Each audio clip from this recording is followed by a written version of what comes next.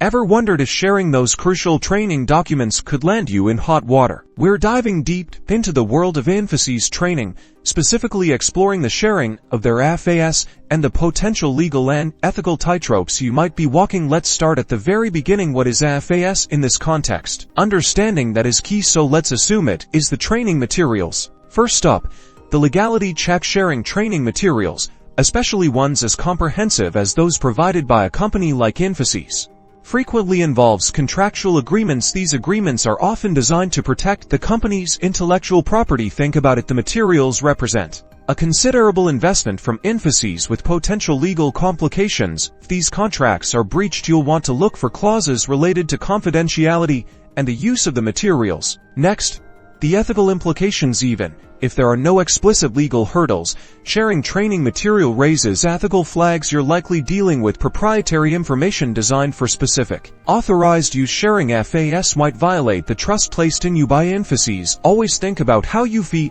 if you were the original owner of the property. Now, here come the potential consequences. Breaching a confidentiality or usage agreement established by Infosys could lead to a range of consequences. The most severe would be legal action. Aside from lawsuits, your violation could give rise to some less harsh disciplinary actions, such as warnings or even being removed from a training program depending on the extent of the breach. So what are the alternatives?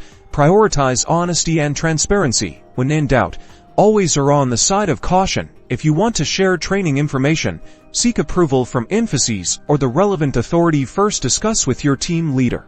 To summarize, sharing Infosys FAS or any restricted training material is a minefield of potential risks. By understanding the legal, ethical, and practical implications, you can make informed decisions, protecting yourself and your career. Remember, the safest path is always the one that respects intellectual property and adheres to the policies of the company.